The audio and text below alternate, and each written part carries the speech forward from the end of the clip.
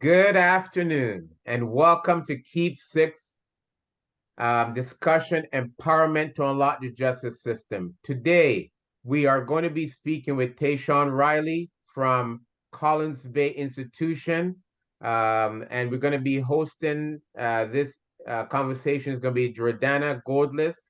Um, we thank you so much for joining us. Jordana is a criminal defense lawyer from JHG Criminal Law Firm in Toronto, a very large, prominent law firm that represent individuals with gun charges and drugs. Mostly that's what she specializes in.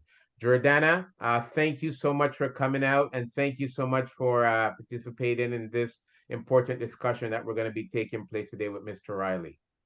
Oh, thank you for organizing. This is a phenomenal series, and today we have a really amazing guest. I'm excited to be interviewing and, of course, sharing Mr. Riley's story with the public. This is certainly a great opportunity. So thank you, Tyshan, for giving us this opportunity.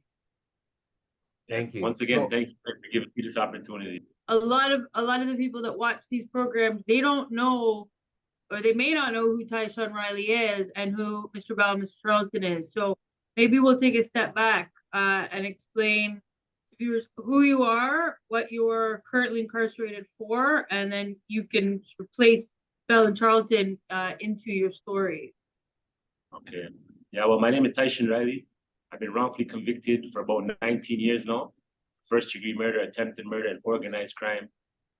Murder to benefit a criminal organization, which never existed, ever. So I've been here fighting the system, the incorrupt justice system. I've been fighting for 19 years. And you guys gave me a platform here today to talk about my truth, and I'm here to talk about that right now.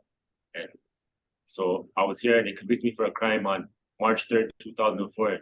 They said that I murdered Charlton Bell, and I murdered Charlton and shot Leonard Bell.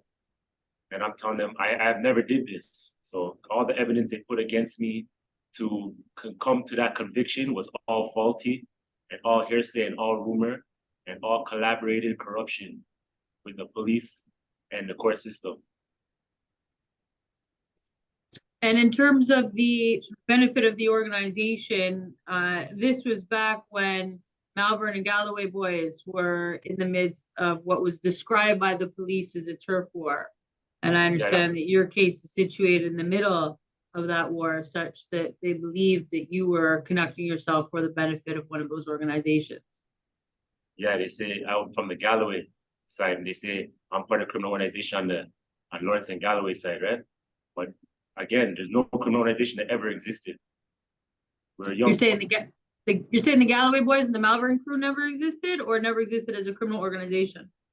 The word Galloway boys. The Galloway boys is the word the media uses. Yes. The media, the police use. It's not a word we use. I come from Galloway, Lawrence and Galloway.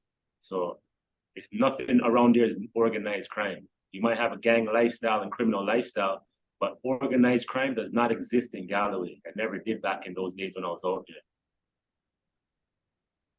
And yet that was the framework for them to come after you. Now, we've talked a little bit about how your arrest unfolded, some of the circumstances of the investigation. Again, people watching this would not likely have that information. So can you describe for us a little bit about what led up to your arrest and how that happened to you?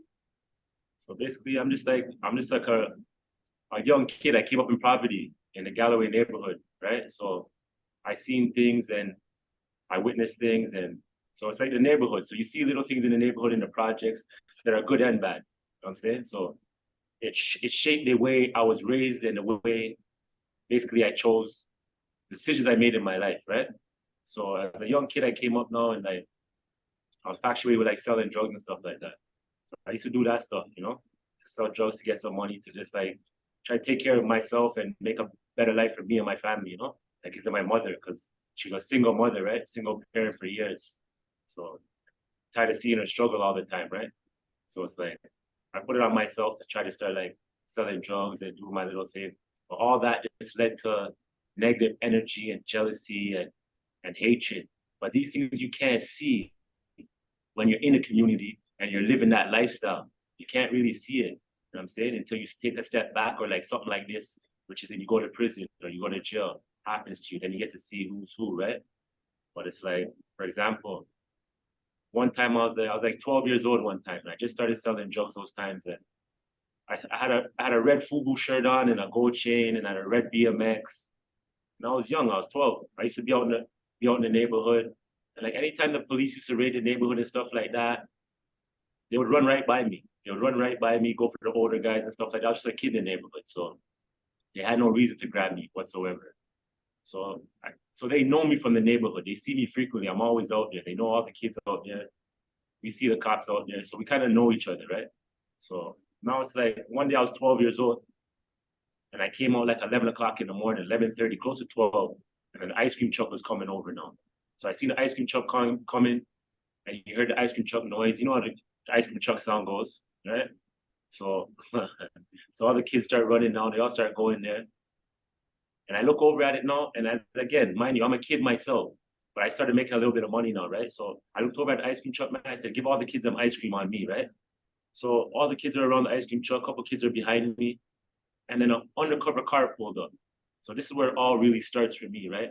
But it's like when I play it back in my mind, it shows, everything shows, right? So an undercover car pulled up. So in that undercover car, there's a guy in that car who we call Egghead. It's a big head officer, head shaped like an egg. So we call him Egghead. So he pulls up in the car now, and then he pulls up with a new guy where I never seen before. So if you never see a guy before, you just say, okay, that's a rookie. You know what I'm saying? So that's a rookie. So this guy looks over, he's in the passenger seat, and Egghead, he knows me. So Egghead pulls up, and then the rookie looks over at me, and then shoots his gun finger at me. And I'm on my BMX like this, on my BMX. And there's nobody out there but me and just a bunch of kids. So I look behind me to check, like, he can't be shooting at me. And then he looks over, when I turn back and look at him, he shakes his hand like, no, no, no, you. Boom, and shoots at me again. So I'm on my BMX, I'm looking like, this is strange. And then he drives off. Then he drives off. So I'm wondering like, whoa, that was bad. Okay, so story goes on now. And I'll say it comes to about 18 years old now, maybe even 19, right? And now I've been on house arrest basically since I've been like 16 years old. I've always been on house arrest on bail conditions. So I've been in and out of juvenile detention for like little dumb crimes, you know, like robbery,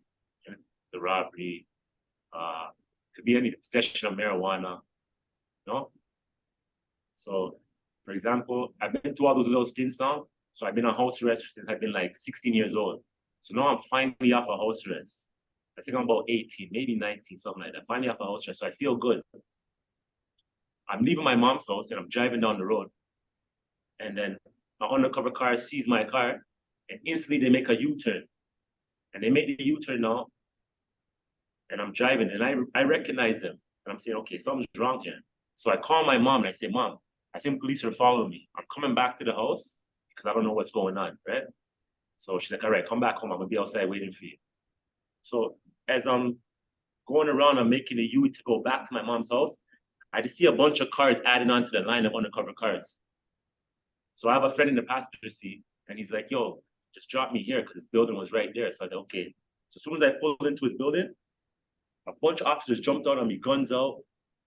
Excuse me. A bunch of officers jumped out on me, guns out, saying, you're under arrest, you're under arrest. Come out the car, you're under arrest. I'm like, okay. So I get out the car and I crawl back to them, bunch of guns in my face. And then they get me now and they pat me down now and they put the cuffs on me and I'm saying, what am I under arrest for? And they're like, you're under arrest for possession of a firearm. And I'm like, possession of a firearm? I don't know what you're talking about. I don't have no firearm on me and there's no firearm in my car. So I don't know how I could be under arrest for possession of a firearm. And then the officer said, well, someone seen you with a gun last week. I was like, what? Like, you serious? He's like, yeah. All right, whatever. That's a lie, but so they bring me to the police station now. So I go to the police station now. And there really was no gun on you, no gun in your car. Like they searched your car, there was no gun to be found. No gun, no drugs, nothing on me. I was clean. I was on the station. Nothing was on me whatsoever. Okay. So I go to the station now. And then they come in with a whole story saying that on February 12th, 2002, February 12th, 2002, I was in a car where they found a gun in the car. I was like, I don't know what you're talking about. That wasn't me. They're like, well, we believe it's you. I'm like, that wasn't me. I don't know what you're talking about whatsoever. I was never in a car with no gun on February 12th. Then they came up and said, okay, listen, you were seen, this officer, or what they say, you were seen on this day. I was like, I don't know what you're talking about. So now I go for bail on that. So all I know is someone seen me with a gun on that day, or I was in a car where there's a gun found. So I don't know the real evidence behind it. I'm just going for bail. So this is a synopsis, right? So actually, when I go for bail now, I actually get the bail, right? So I get the bail. But what came out in court now at the trial is that the officer is saying that he identified me as coming out the vehicle. So an undercover car said he followed the vehicle, and when the people then pulled over by a store, the first person that came out the vehicle was me. And he said he knew me from the neighborhood. This is the rookie officer I'm telling you about now, the same guy who fired his gun finger at me. So he's saying when I stepped out the car, he recognized me immediately. This is what he said on the stand at trial. Had you been seeing him regularly? Because when he pointed his gun finger at you, you said you were like 12 years old on your bike waiting for some ice cream. Yeah. Had he arrested you between that time when you were 12 and this time for the gun when you were like 18, 19? No, not that I recall. He's just always been in the neighborhood, rocking around, seeing me. You know, he's always been in the neighborhood, seeing me, going around me. From when he pointed the gun finger at me that time, yeah, that's all he at that moment, right? You know and now this is back when the police were carding. Is that something that you were subjected to on a regular basis, especially given your neighborhood? Yeah, definitely. Just jump out on you, go in your pockets, friskins, what do you call it? Frisk and whatever, jump in your pockets, go in your pockets, search you up, ask you your name. They do that stuff all the time. It's like they have an open door to do that. Right? So the neighborhood's always been like that. They just jump out on you, run up in the neighborhood with guns out, kids are there, everything. They don't really care. Right? And so what was the outcome of the trial where he claimed to have seen you jumping out of this car with no other evidence whatsoever? So, you know, obviously when a cop speaks, the regular average citizen feels that a cop doesn't lie, and that facts when a cop speaks, or when a crown speaks, or when a judge speaks, it's facts, it's law. It's not like that. That's all a sham. So basically, so he comes to trial now and he says he's seen me jump out of the vehicle. I was the first person who came out of the vehicle. And the look on he's seen the look on my face. He said the look on my face is that I can't believe that Rookie's there. So he's acknowledging that I acknowledge him. Okay. With the look on by the look on my face, is right. What he's saying. And he's saying when he's seen me, he could not believe that he was seeing Mr. Riley. Right? So he said we locked eye contact, we made eye contact. As soon as we did at that moment, I took off and I ran. That's exactly what he said. And then he said the two other passengers in the car, he said I was a backseat passenger. I was in the backseat, he said. And then he said the front seat passenger and the driver jumped out the car too and ran immediately.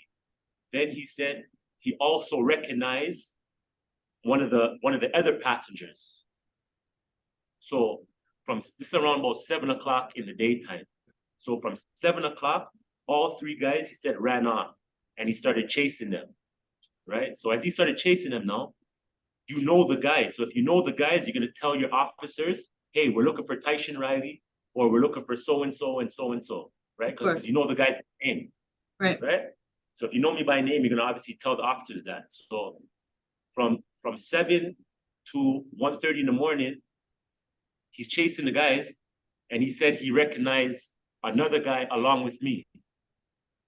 So he's calling the other guy's name, saying he's chasing whoever that guy is. I'm chasing this guy, I'm chasing this guy. So he's calling that guy's name specifically on the radio wave, telling all the officers who's involved in the search, hey, we're looking for this guy.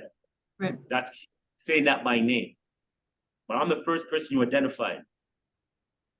but you never mentioned me this. You never told nobody you're looking for me whatsoever. Oh, wow. You never told.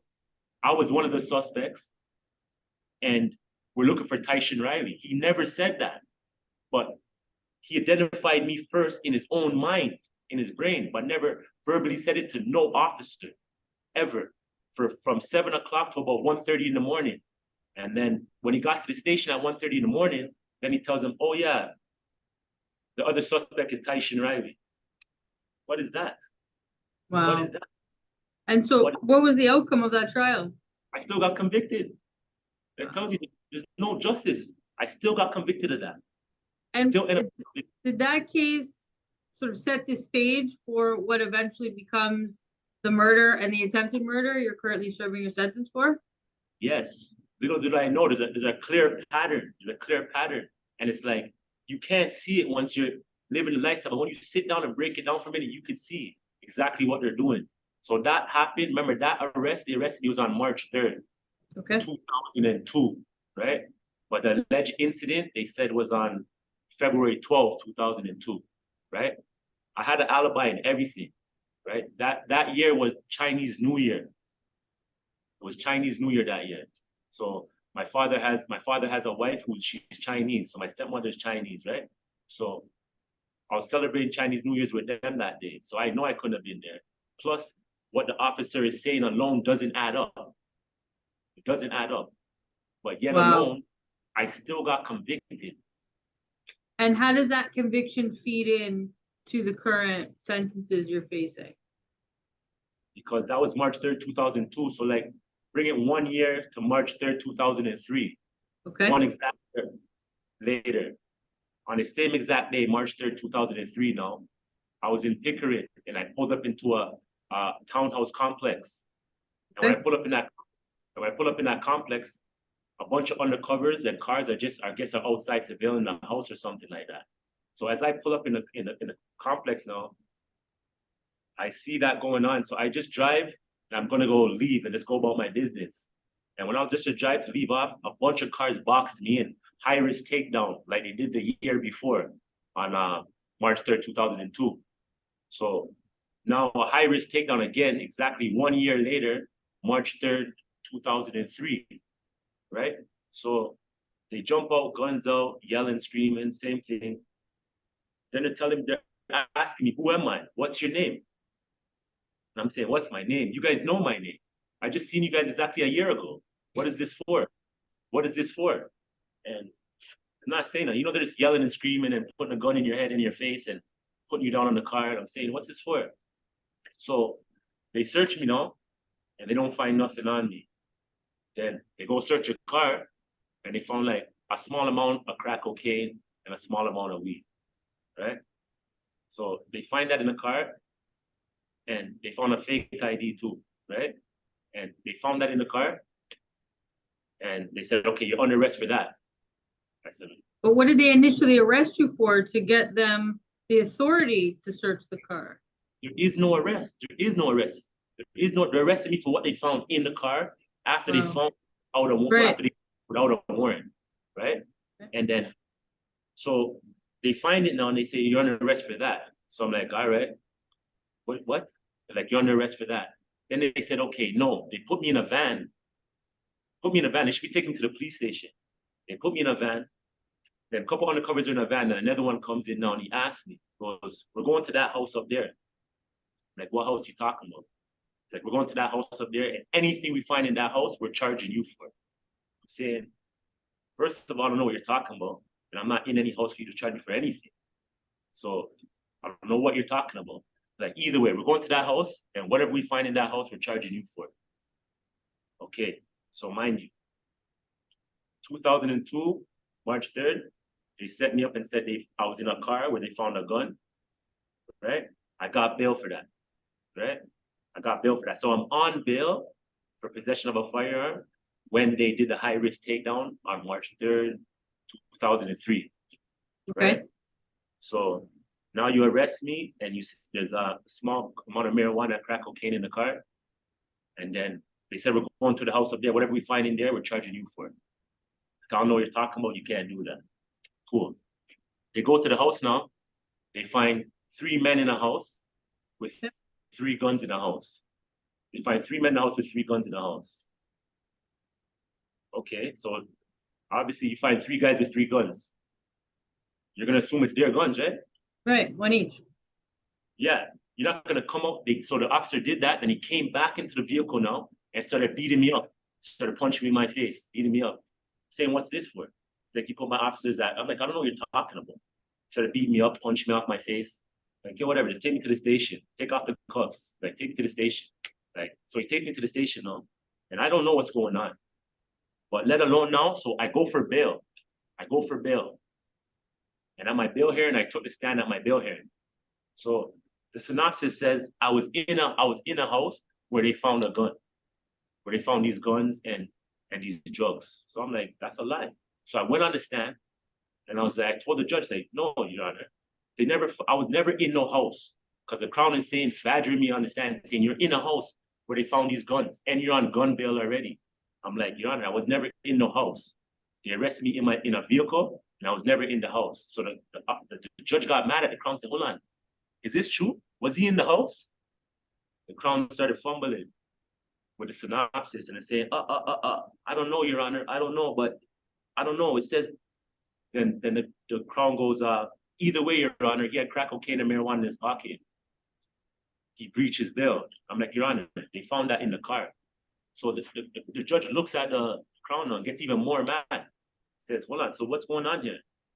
And that's, "You know, we're gonna adjourn.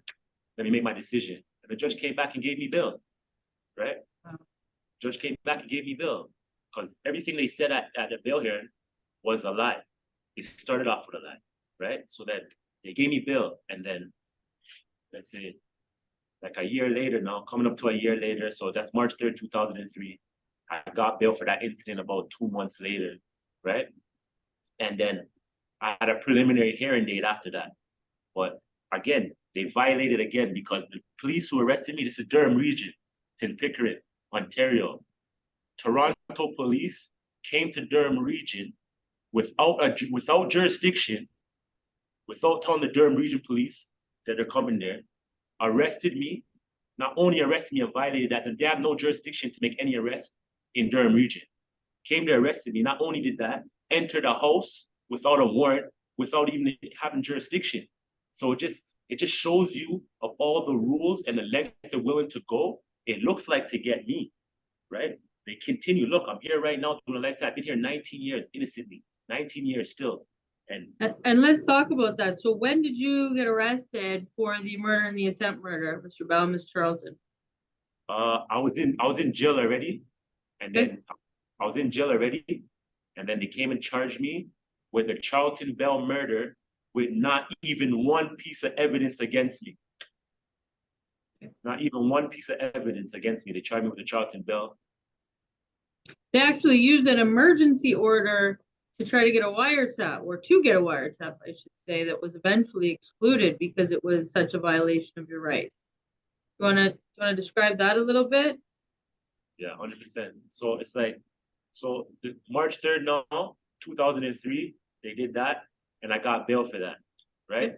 So now I'm going to, for the March 3rd, 2002, I have trial in March 3rd, in March around March 2004, around the 13th. I have trial for the 2002 incident, right? Where the officer said he's seen me, but never mentioned nothing until he went to the station 5 hours later, 6 hours later. Right. Okay.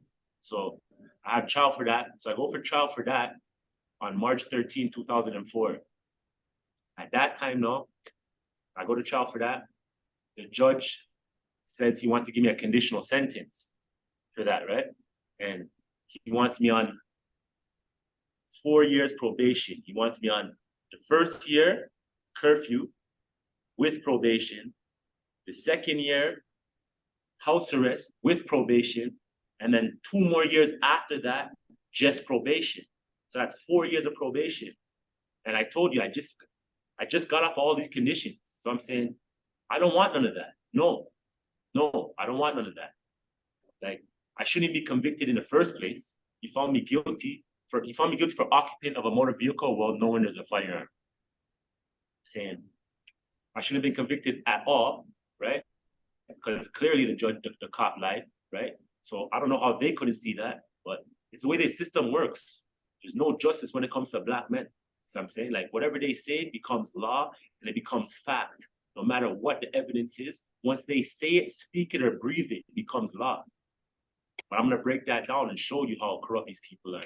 So I'm saying, so now I go for trial for that, and the judge convicts me on occupant of a motor vehicle, well known as a firearm. Then he wants to give me 4 years conditional sentence and leave me on the road for a conditional sentence. But that means you have me for 4 years. And I'm tired of the system having me by a leash. So I'm telling my lawyer, no, just send me to jail. Just give me some time right now, send me to jail. I'm not doing 4 years, conditional sentence, all that stuff. That's too much. Just send me to jail. And then he thinks he's doing a good job by keeping me on the road.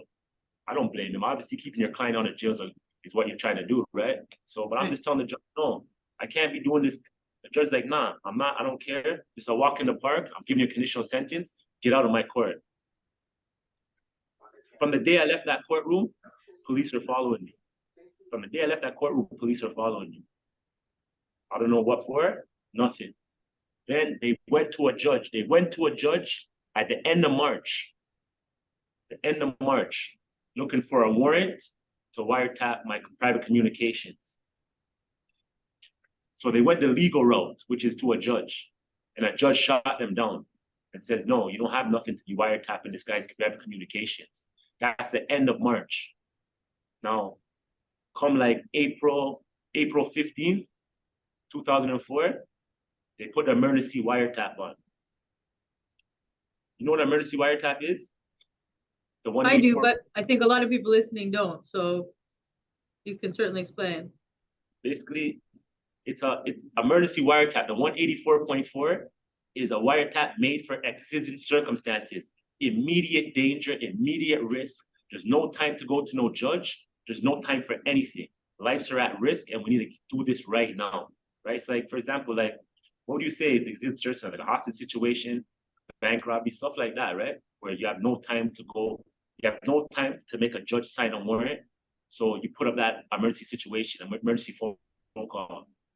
But they use the emergency, the 184.4, as an investigative tool instead of for the purpose of what it was used for. And the purpose of what it was used for is for emergency situations. And the situation you were in the time is really, you have one set of outstanding charges from the Pickering arrest, which you're out on bail for. And now you're also sort of under observation through this conditional sentence order with a probation officer monitoring your every movement. So there's really like two layers of court orders that have their eyes on you as they're trying to get this emergency wiretap. Yeah, none of it makes no sense whatsoever. Right. So I'm saying, and mind you, I'm on a conditional sentence. Yep. I'm on house arrest. I'm not allowed to be east of Victoria Park. I'm not allowed to be in. The cops seen me in Scarborough every day. Yep. And never arrested me. They know they could have arrested me and I would have went back for 2 years, because the conditional sentence, once you breach that, you have to go back to the. Exactly. So I would have went back to jail for 2 years. They know that. I don't know what they're trying to do here, but they keep seeing me in Scarborough and not arresting me whatsoever. So they know I'm violation. They know I'm violating. They know I'm in breach, but they're not arresting me. But then there's an emergency to find my location. That makes no sense. So now, the March 3rd, 2003, when they charged me for the guns and stuff they said they found in a house that I was never in. Right. So I have a. One second, I have a question for you regarding that. That address that you're speaking of with the 3 guns was found, was that ever an address that you used for your own personal living, for your license or anything like that? Like, how did they manage to connect you to that address? I don't know at the time how they managed to connect me to that address. Oh, so it wasn't it wasn't an address for a family or nothing like that? No, not at the time. It wasn't a house for no family or nothing like that. No. All right, carry on. Yeah. Carry on. Basically, so they went to a judge to try to get a warrant to wiretap my private communications. Right. Judge says no, they get the emergency. Yeah.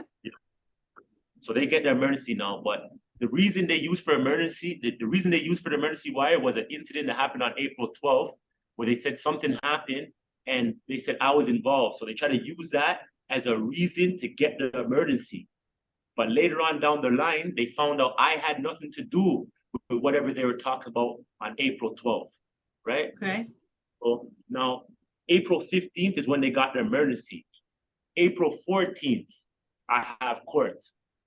April 14th, I have court for the preliminary hearing for the guns and stuff they said they found in the house I was never in. Yeah, for the Pickering arrest. Okay. Yeah. So March 12th, they deemed I was a public safety risk and I need to be taken off of the streets. So they said. So from March 12th to April 14th, you knew where I was. I had a court case that I had to be at, a preliminary hearing court case that I had to be at.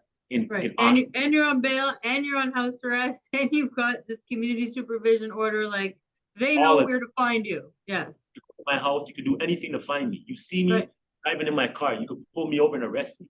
Cool. Yeah. So I go to court on April 14th. I walk into court. The judge says charges are dismissed. Why the charge dismissed? Because the cops never followed no order. They entered Durham without jurisdiction, and they further violated by entering a home with no warrants. Plus, they had no jurisdiction to enter any home in that jurisdiction, anyways. So the charges were withdrawn when I went to court immediately. So when I'm walking out, I see the same guns and gangs officers, the same ones, give or take, a bunch of them, about 5 to 7 or 8 of them. And then as I'm walking out now, they're looking at me and they'll be like, we'll be seeing you soon. What do you mean you'll be seeing me soon? I don't know what that means. So we'll be seeing you soon. I don't know what that means. All right, so I leave out of there now and I go. So now, if you knew where I was on the 14th, what was the emergency 24 hours later that you need to put the emergency wiretap up and you knew where I was the day before? Right. I walked to a courthouse through a metal detector where you could have just grabbed me and arrested me. But you let me walk out to put an emergency wiretap on me? Doesn't that sound like you're trying to run some investigation? Of course. You're not trying to find and locate me. So on the 14th now, the charges were withdrawn. On the 15th now, they got emergency wiretap. What's the emergency? I don't know. But the emergency wiretap now, the way they go about it, all they have to do is go in the station and ask whoever the superior is that day in the station. So whoever the captain of the station that is that day, they can make that call. So the captain that day was Staff Sergeant Reimer, right? So Staff Sergeant Reimer became what? To what I hear right now was the police chief for about a year or two. Corruption rewarded at its finest. So I'm saying he's a police chief for a couple of years now, right? So at the time he was the captain in the station. So the officers went to him and said, "Yo, we need an emergency wiretap on Mr. Riley." Did he question it? Did he answer anything? He just gave it to them. So, okay, cool. Emergency wiretap to find and locate him. So they said they wiretapped the number that was belonging to me. So they heard me on the phone speaking. And when they hear me on the phone, there's no emergency. All you hear is music playing in the background. I'm at a video shoot. You might hear talking in the background. Yeah, I'm at a video shoot. Just all happy going things. Nothing that has to do with any emergency. Well, I'm assuming you're sort of in part celebrating because you just beat this ridiculous case that originated from Pickering. So I would think that 24 hours later, you're in a more celebratory mood because you just beat this case. A case that shouldn't even ever been on me in the first place, so for sure. Fair enough, for sure. But you had just been convicted of something you should never have been convicted of in the first place either, with a cop saying that he saw you coming in and out of a car. So exactly. I'm sure that, also is weighing heavy on you. You know that you should never have been convicted of that. You get convicted of that. At least now you've got, this case off your shoulders. Yeah, exactly. So then now they put up the emergency wiretaps, and they said for like one day they're hearing phone calls between me and whoever. Okay. And then they said they stopped getting any calls on that phone. So now for like 2 days, they never had no number. They never had no number. So they take the violation even further. First, you get emergency wiretap to wiretap my phone, my private communications, right? Meanwhile, there's no emergency, and you did it in bad faith, and you just did it as to use it as an investigative tool. So for 2 days now, from the 16th to the 18th, I don't think they got any phone calls. So they're running around saying, "Yo, we have no communication, we have no way to listen to him. Listen to me, you should be trying to find me," right? So this is what's going on. Then on the 19th now, they take the violation even further by wiretapping my partner's phone. So now you wiretap my partner's phone, and obviously that has to be okayed. Well, I don't even know if it was okay, but it has to be okayed from Staff Sergeant Raymer. He's a captain in the station, right? Okay. So now you take it even further, but not only wiretapping my phone, now you're wiretapping my partner's phone at the same time. Like, if you have a warrant for me or emergency wiretap, use it for me. But now you're using it for my partner also. And then what emergency lasts 4 days? What emergency lasts 4 days? You're supposed to determine, is it still an emergency or is there no emergency, and then shut it down. They use emergency wiretap from the 15th all the way to the 19th with no emergency.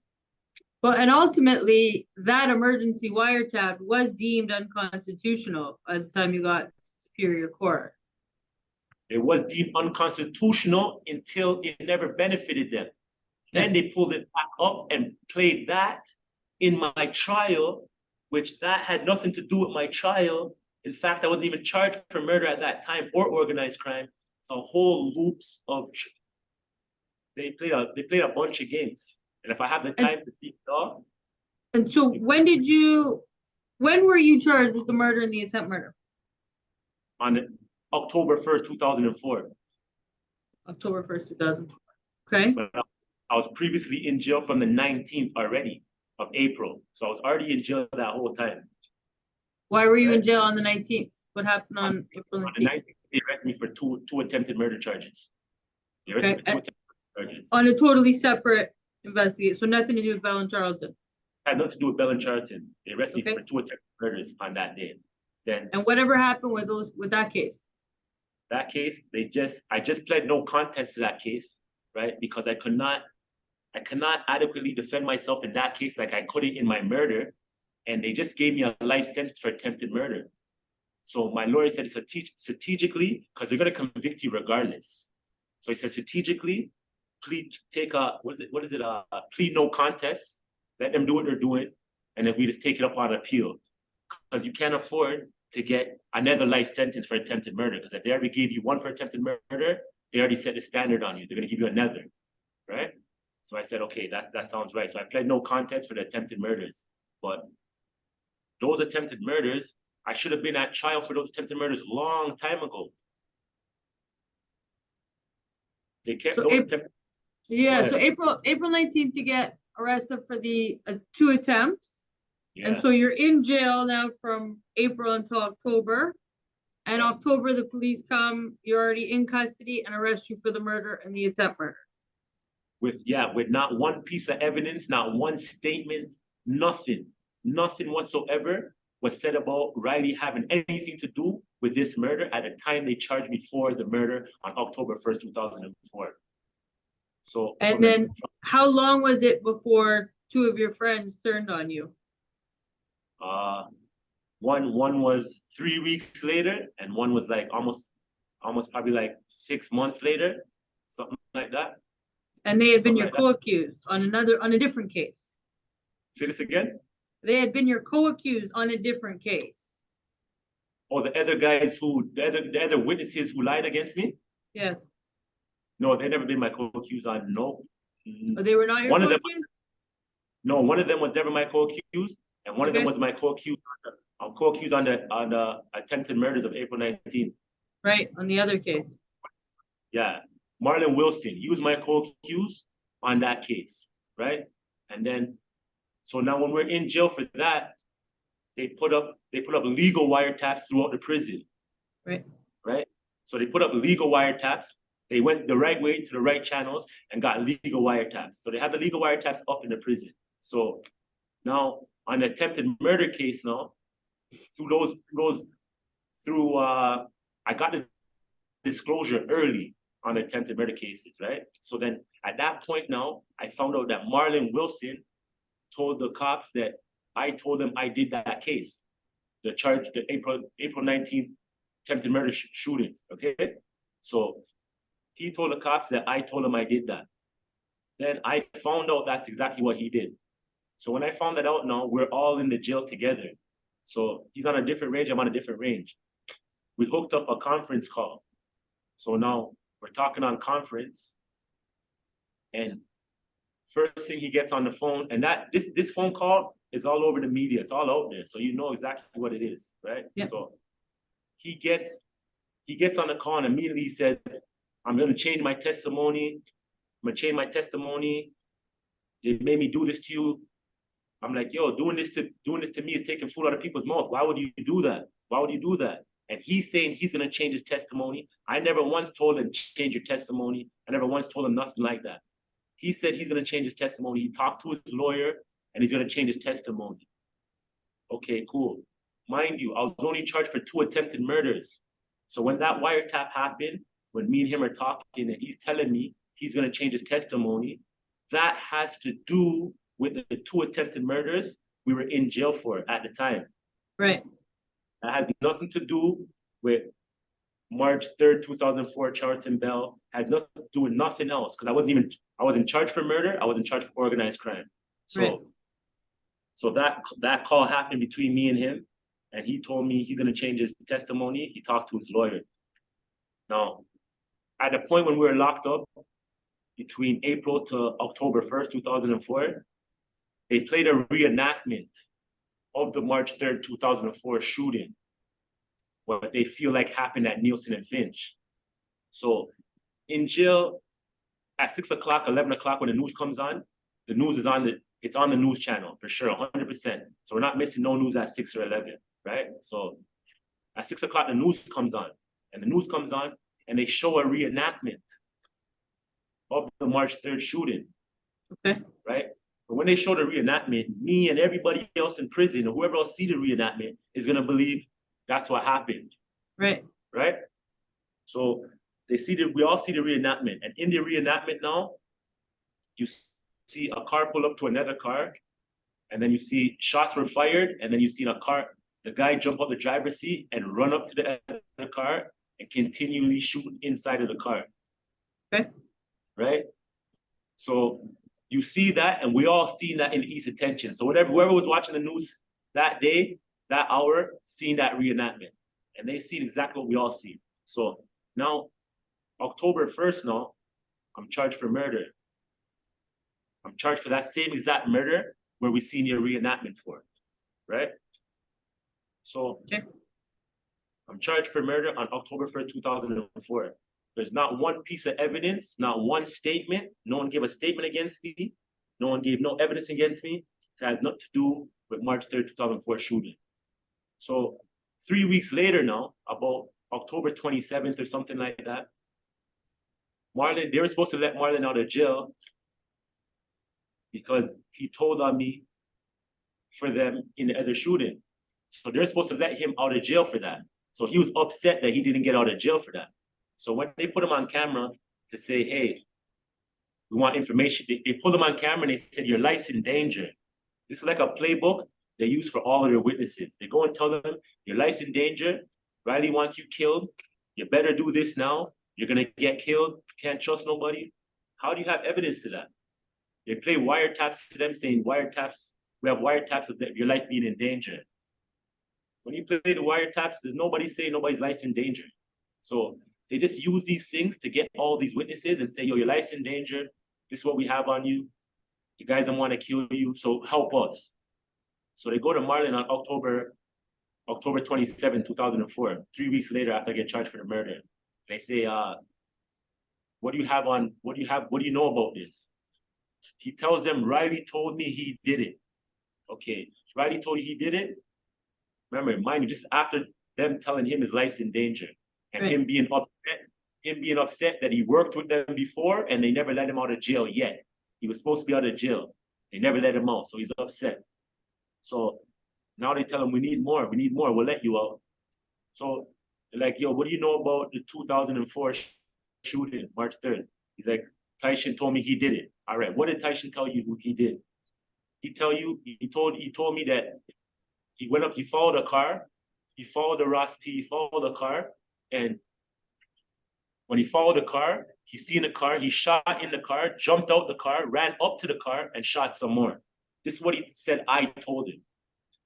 The cops know that. So the televised reenactment, basically. Exactly. So that should be a hallmark card on how to catch a liar. I don't get it. Right? So he tells them exactly what he's seen in the reenactment. So the cops I'm going to stop you for a second. I just want to fast forward. When you get to your trial, because that shooting happened, obviously one person died, but there was someone else in that car who stayed in the car and survived. So one of the victims in that shooting lives. What does he say happened as far as the shooting is concerned? Does it match the reenactment that was on the news, or it's a different version? No, what he says, he doesn't really remember what happened. He doesn't really. Okay. Could you hear me? Okay. Yeah. No, I was curious as to whether or not what the actual witnesses said was different from what was on the televised reenactment. Yeah, no problem. I'm going to show you that right now. It was glitching a little bit. That's why I thought it was freezing. Okay. But, yeah, so basically he basically didn't remember anything to say what happened because he didn't see what happened. He's basically saying, because he said he was shot, right?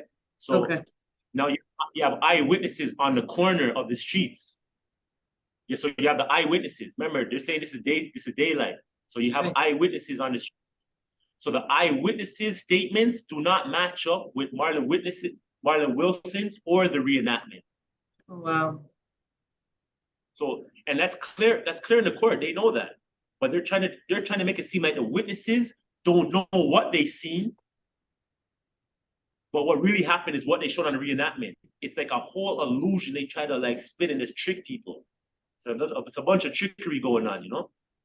So basically, the eyewitnesses on the scene, they said they seen a car pull up, shots were fired at another car, and the car drove off. So without anyone getting out of the car. Without anybody getting out of the car. Okay. And so what happens at your trial? I mean, obviously, prelim plays out, the Crown's case has to be taken at its highest. We all know how these cases go, especially at a prelim. Fast forward and take us to your jury trial. So the jury trial, basically, again, it just goes into the bigger sham. So we do like 10 months or 8 months of like pre-trial motions. So that's pre-trial motions on the evidence that's allowed to be heard at the trial. So we do all these pre-trial motions, and through these pre-trial motions, they're trying to add the organized crime to the murder. But you can't add the organized crime to the murder because it has nothing to do with the murder charge, right? So they're trying to add the organized crime to the murder charge and go to trial on organized crime and murder. We're trying to fight to keep the organized crime out because we're saying you can't enter that because that has nothing to do with the murder, and you have no evidence to prove that there was no criminal organization at the time of the murder. So you shouldn't be allowed to put that in. So the Crown, the way they designed this case, because you cannot get a conviction on this case without the organized crime. It's impossible. The evidence is too weak. It's too light. You know these guys are lying. You know they're lying because we get them in lies that it's government paper trails, their own paper trails that you know these guys are lying. So you can't get away from that. So without the organized crime, there's no way you could get a conviction. Okay, and so your lawyer your lawyer tried to separate the crim org charges from the murder unsuccessfully. Judge ruled unsuccessfully. Everything goes in. There was a number of pretrial motions. There was a whole series of them. A series of them. Organized crime was just one of them. So pretrial motion for the organized crime, we're trying to fight to keep that out because that lets in it's a backdoor to letting in a bunch of inadmissible evidence in that otherwise would not be allowed in a murder trial. Right. So mostly bad character. A lot of it was just about your character as a person and your co-accused. Yeah, it's all bad character. They assassinated my character, assassinated the character of people around me. So now you're assassinating the character of me and people around me. So you're saying I'm a boss of these bad guys. So the jury just gets the inference that if he never did this, he might be the type of guy who would have did this. So there's no way to get around of the mountains of bad character evidence they put into my murder trial, plus evidence of other guys, crimes other people are committing who are not even in my murder trial. So I'm sitting there through, it's supposed to be a murder trial, but it's more a gang trial. The gang took more precedence of the murder than the murder itself did in the trial, right? And in the course So of it's like, trying to prosecute you, I understand that the police also came after members of your family, trying to put yeah, it pressure shows on you you. how low they go. You know, they charged my mother. What did they charge your mother with? They charged my mother with conspiracy to commit murder. Like, I have to laugh. Sorry, sorry that. I No, have to laugh though. unbelievable. And she Tried was my in mother- custody for some time, was she not? Like just fighting those charges. And They eventually charged they my were mother and my withdrawn. girlfriend. They were withdrawn, and they made them get out to plead to a lesser charge just to get out of jail. And Right? sorry, They you were don't- saying they your don't- girlfriend as well? They arrested my mother and my girlfriend and made them do. My mother did a year in prison for a conspiracy to commit murder to benefit a criminal organization. Could you believe that? My mother charged with organized crime and conspiracy to commit murder. Ridiculous. Like, I don't even know how that happens, but it happened. And the phone call that they used to charge for conspiracy to commit murder, if you ever heard that, you'd be flabbergasted to how she was even charged for murder at all, for conspiracy to commit murder at all. And sorry, you were saying your girlfriend as well? Yeah, they charged her too as well. They just charged them as well for conspiracy to commit murder with no evidence whatsoever. But it's just a smoke screen to hopefully make me break down and say, okay, I'll plead to get my people out. You know? Right. That's all it was. So basically, at trial now, they use an organized crime as a sham, as a backdoor to let in evidence that otherwise inadmissible, right? Also, for example, you're a child lawyer, right? Yes. So when a forensics officer comes on the stand and says it can't be concluded, it can't be excluded, there could be tens and thousands different makes and models that could have committed this crime. We can't say that gun did it, but it could have been 10,000 different makes and models that could have committed the crime. So, if a forensic analyst says that to you, that means what? That gun either wasn't used in the commission, and we can't prove it was used in the commission, right? Right. I mean, oftentimes if there's no forensic connection between a gun that's found on my client and a crime he's alleged to commit with a particular gun, but not the one he's caught with, the gun he's caught with gets tried separately. It becomes a completely separate case in order to avoid the jury from being confused about the evidence, because you can't suggest that just because someone has a gun, they have the gun. So yes. Exactly. So And is that that's what happened in your case? Yeah, with me, they weren't worried about confusing the jury. They wanted to keep the jury well confused. Because if they weren't confused, they would have been clear to see what was going on in the courtroom. So they put that gun in and told the juries, this is the murder weapon. How do you do that? I don't get it, but they did it. Without ballistics to connect it. Without ballistics to connect it. Right? So, Tyshan, I've got one question for you. And listening, about your journey and everything that has happened to you, what advice do you have when it comes to our young people out here today? Because I know you've been away for 19 years, but we still up to this day have a consistent large amount of shootings happening in our city. Even with your organized crime, like, I mean, what is it take? Three people being together and having a conversation, you have an organization right there, right? That's what they typically say. Yeah, that makes sense. So what's your message? Like, I know that you've been through some appeals, you've exhausted. that resources. You're waiting for Innocent Canada presently now, to see where that can go for you. What message do you have, after your journey and still going through your journey that you can actually pass on to, the next generation out here today? Basically, straight up, the gang life is fake. Forget what you heard. You heard it from me first. Like everything you heard when you're a kid growing up about your friends being this and your friends being there for you and down. I ain't got no friends, right? This journey let me know exactly who I have in my life. All I have is my family in my life. Friends are non-existent. You see what I'm saying? So it's like, it's better you live your life to please you and your family and not to be living up in the hype with your friend then. Because when it comes down to it, when you grow up, you're gonna see most of the friends you have, not even, you won't even have 5 of them left. You only have 5 fingers left of friends that will be around by the time when you grow up to see who's real and who's fake. It's just And everything you heard is a lie. and with that Everything said, you go ahead.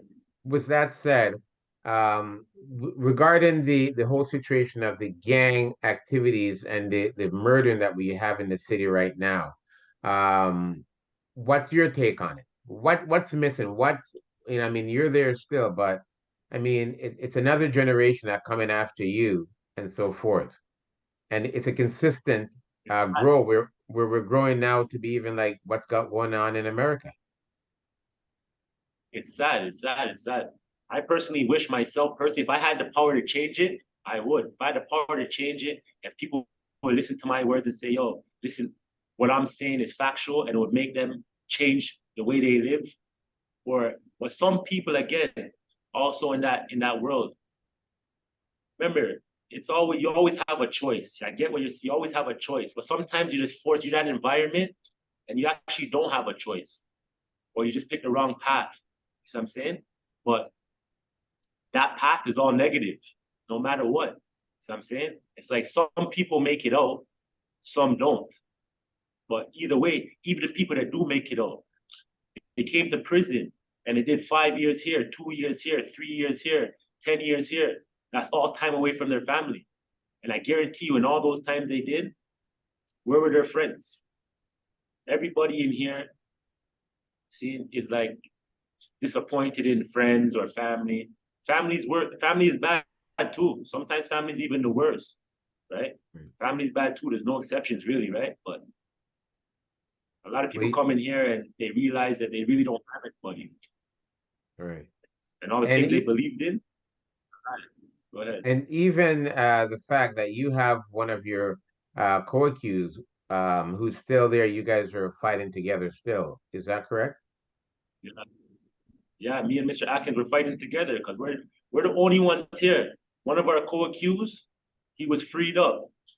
I'm happy for him. Happy for him to be freed up. But if he is freed up, how are we still here? Mind you, Right. one of the witnesses, Roland Ellis, he tells on the other guy, but yet the other guy's home. So if he told on him and that guy's home, that means you don't believe Roland Ellis' testimony.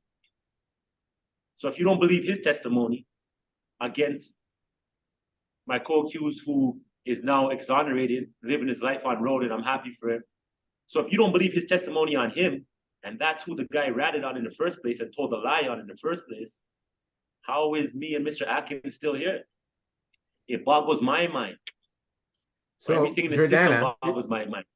so Jordana, Yeah. this is something for you. How a situation like this here, as a defense lawyer, where you have 3 are co-accused, one get exonerated, and then everybody's convicted together. I presume that they're all convicted together in this situation. Yeah, so what happened here was they all were convicted at the Superior Court. They were all convicted by the jury of all 3 counts.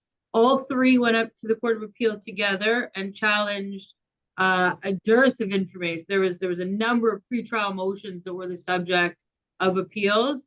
The Court of Appeal dismissed all issues except for one. The Court of Appeal granted that third co-accused appeal in relation to evidence that he had participated in a subsequent robbery that took place after the murder. They found that that particular piece of evidence should never have been led at trial. It was far more prejudicial without any probative value. That was the test. And so the Court of Appeal sent the trial for the third co-accused back to the Superior Court for a retrial without that one particular piece of evidence. He was subsequently, I think he resolved on a manslaughter for time served. And so he is clear and free today. But it was in relation. Or did it got stayed, no? He either got stayed or he pled to a man. I'm not sure. I know I may be confusing it with another gentleman we had interviewed, but they either did not bother re-prosecuting the third person or he had taken a man. We've interviewed a number of people, Richard. He was one of them. Yeah. And I'm not sure if I'm confusing his outcome with another. But in any event, it was set back for a retrial, and it was decided to not re-prosecute on the murder charges or the attempt murder charges. And so he's home. So, and Mr. Atkins and Mr. Riley's lawyers then took their fight up to the Supreme Court of Canada, who refused to hear their appeals. And so their right to appeal, the decisions of the Court of Appeal were not heard. So I understand now that there's an application pending with the Innocence Project. Is that right, is that right, Tyshan? Yeah, I'm currently on the waiting list right now for the Innocence Project. So what we're looking at here, we do have some form of, misjustice when we look at the story and hear exactly what's taking place.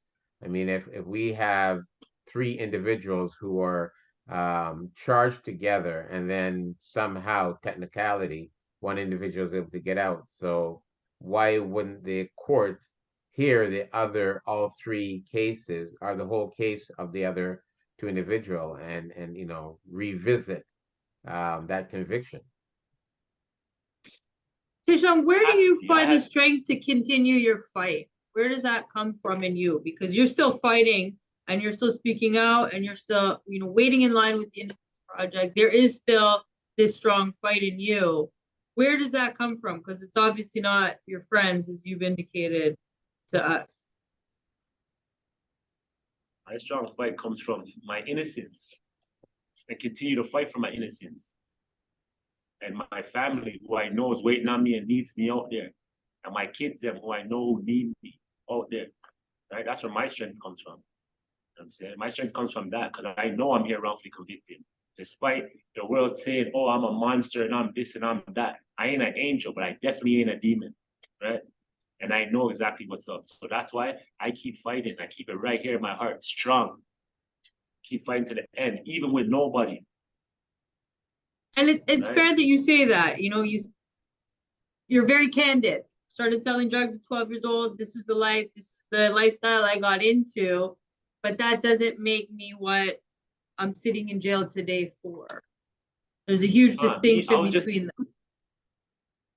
Yeah, because me, back in my days, I just grew up as a drug dealer. I wasn't a violent guy. I wasn't committing these crimes and stuff like that. I just like to get money.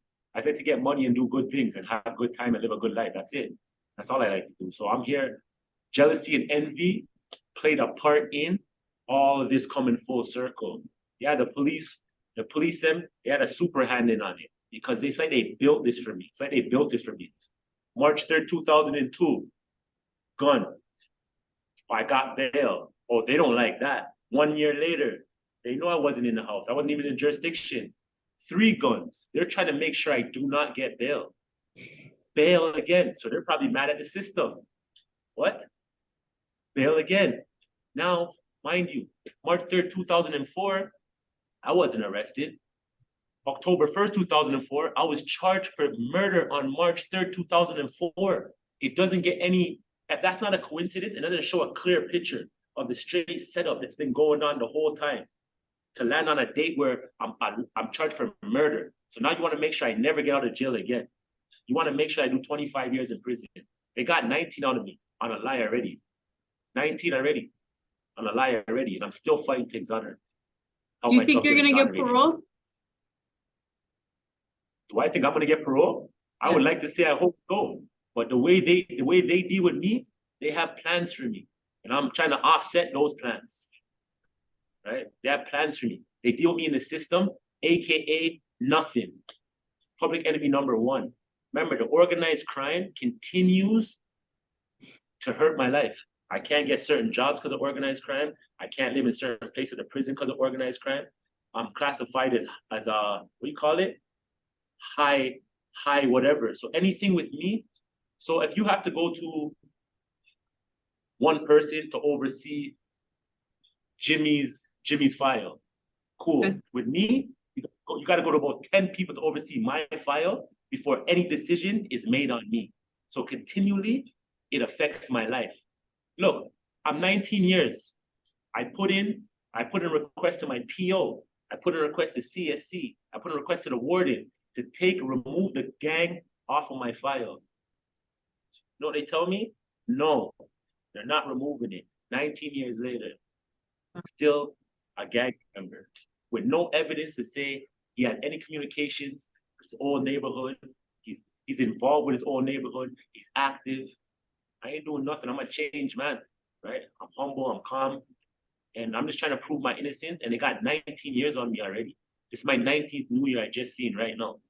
How old are you? New Year, right? How old are you? I just turned 40. I'm a young 40. Very young 40. Young 40, you know what I'm saying? 40 is a new 30. Oh, don't worry. I'm in the club with you. It's okay. 40, right? So I'm a young 40 is a new 30, right? I hope so. Right? Yeah, I hope so, right? But yeah, so at the end of the day, and again, through the appeal system, wisdom one is appeal on what? On a sneeze, on a money mart robbery, on a sneeze on a money mart robbery. I have a whole bunch of things I should have won my appeal on, but yet public enemy number one, the system has it designed to keep Riley down and make sure he gets convicted and make sure he continues to look like the bad guy. Continuously make sure he looks like the bad guy. That's it. That's their one trap mind. And I would hope to believe they would let me out of prison. But the way they railroaded me and threw me in here with no evidence, you have the crown. I just want to give you one thing. You tell me what you think about this. Do you believe if I went to America, if I jumped on a plane to America right now, I jumped on a plane, went to America, you have documents that shows me jumping on a plane going to America. Do you think I could get back in the country to be at a specific spot without no detection, come back into Canada, be at a bar, for example, with no connect? There's nothing, no indication I came back into the country, and you had me at a bar, and then I left the country again. No, nothing that says I left the country again.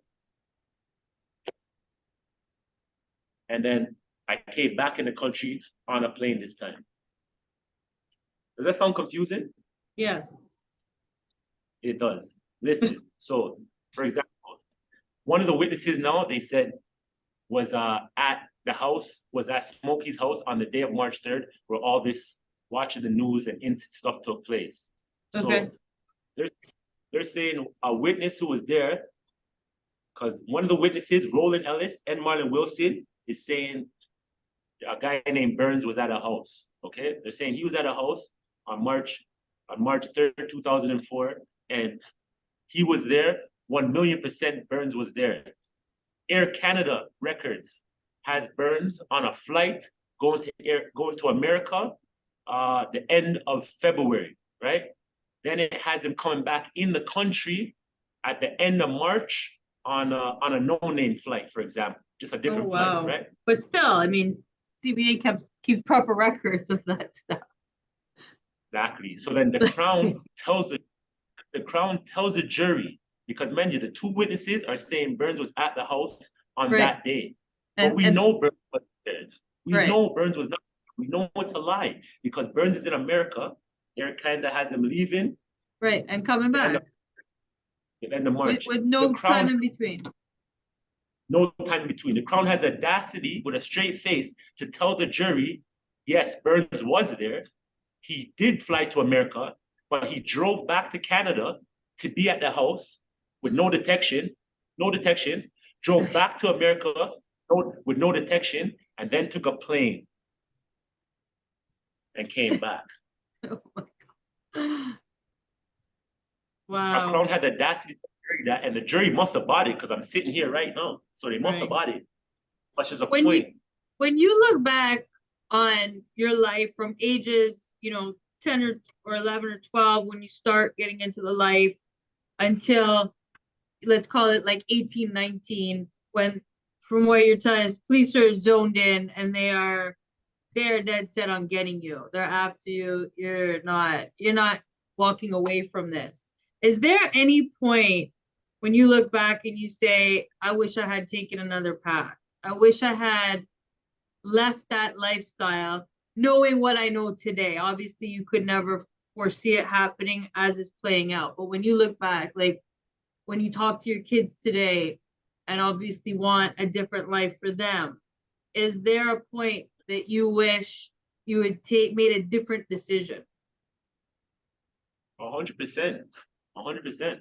Any regular human being, if they made a mistake when they were young or did something when they were young. Oh, listen, we all fucked up when we were young. But let's look back. Like, is there any point? Because people are learning from you, right? We do these series so that people can learn, about your story, about the injustice that you face, but also hopefully to take something away so that other people don't end up in a similar circumstance. There's a lot of parents that watch these series so that they can try to educate themselves and help teach their kids coming up in hopes of avoiding, a similar end story in terms of where you're at today. So what message could you, in looking back on your own life, help other parents in raising their kids to avoid what became a trap for you? Essentially, the police set a trap and you couldn't get out of that. Basically, you have to keep your kids busy, man. You have to keep your kids busy. You got to keep them in like recreation, basketball, football, whatever makes them happy. Because if you're giving them time to run around in the projects like that, you're going to have time to get in trouble. You see what I'm saying? So you really and truly, you have to keep them busy and active, and you have to be in their life, speaking to them, talking to them, telling them right or wrong, leading by example is number one, right? So leading by example is number one. So you just have to basically show them that you love them, man, and care. Because enough of us, you get love from the streets eventually. You know what I'm saying? You get more love from the streets eventually. Like your friends become more your family than your family sometimes, And you get blinded by it, you know what I'm saying? So it's like, you just got to be more hands-on with your kids. And honestly, keep them active. Keep them active and know what they're doing at all times. Simple. You know what I'm saying? Yeah. Because you can go ahead. It's just very unfortunate a lot of times because we have a lot of youth in single family home where the mother is being the mother and being the father and the breadwinner too, right? So that's something we also have to look at. I can hear you. I can hear you though. Right. I have to look at how we are able to support these youth in the times when they, you have a single parent and basically handling all the roles and trying to keep the roof over their head at the same time too, right? That's rough. So it was rough for my mom too back in the days. Single parent, right? All right. So it's rough, right? It's really rough. And right now, looking back, I could get it. Like women do a lot of work, man. So like if you guys are not like holding down the females and praising the females, man, they do a lot of work, man. Holding down the household, the kids, the cooking, the cleaning. Plus you gotta take care of the man too. It's a lot, man. So like before I couldn't see it, but now when I look back on it and I see all the work that my mother does, that my lady does, I see all this stuff, then I really have to appreciate it and say, holy, women are really superheroes, man. And man should really appreciate that. You see what I'm saying? Real talk. Right. So it gives you a whole new perspective and things and life in general. And that's what happens to us. But As like, we grow, we tend to learn more and kind of reflect back on things in our past and so forth, right? And learn to appreciate things more. Exactly. Right. I mean, that's why I love doing these. That's why I love doing these talks because, Tyshan, that's obviously a different side of you than what's ever been portrayed in the media and books that have been written about you and your crimes. I'm sure you know there's a biography called Bad Seeds. It's horrible. And it paints one picture of who you are as though that's the full extent of your character, you know, and what we hear from you today and the person you are today isn't that at all. If it ever was. I mean, obviously you've made your mistakes, but different. I made my mistakes in life, but at no point did I commit no murder. And I never went that far to commit any murder, right? So like, I just have a problem with liking nice things and living a good lifestyle. That's just it's always been my problem, right? So I just get a lot of jealousy and envy over the stuff like that, you know? So it's always been like that. It's bad. But for example, like I would tell the kids them nowadays too, like what's going on in the city right now? A lot of Toronto guys are rapping. A lot of Toronto guys are good on top of it. Like right now, I don't need to listen to another American artist. I don't need to listen to another American artist because all the Canadian artists are really turning up, right? And they're really doing good. But one thing I would love to say is like, if we could unite in Toronto, all these blocks, all these projects, we could unite with the music, just unite and stop killing each other and shooting each other. I'm telling you, Toronto will turn up and be the next America and can even take over the rap game. My word. I'm telling you, because we have a lot of talent out here. We have a lot of talent out here. So I'm saying, really do. if they could just push that aside and focus and stop this black on black violence and killing each other, because when we kill each other, all we do is lose, right? And then boom, then one of us goes to jail, and then we're locked in this system here. My word, this system here is unjust, not fair, biased, racist. This is the new modern day slavery, and I'm going through it firsthand, right? When I first started my bid, it was a little bit rougher. Right now, it got a little bit easier because I've been around for a long time. They know me as much as I know them, right? You see what I'm saying? So it got a little bit easier along the way. But up to today, everything that's done with me is biased and unjust, down to if you're doing my paperwork, if the PO has to transfer me to a medium or a minimum, anything that is done with me is biased and unjust.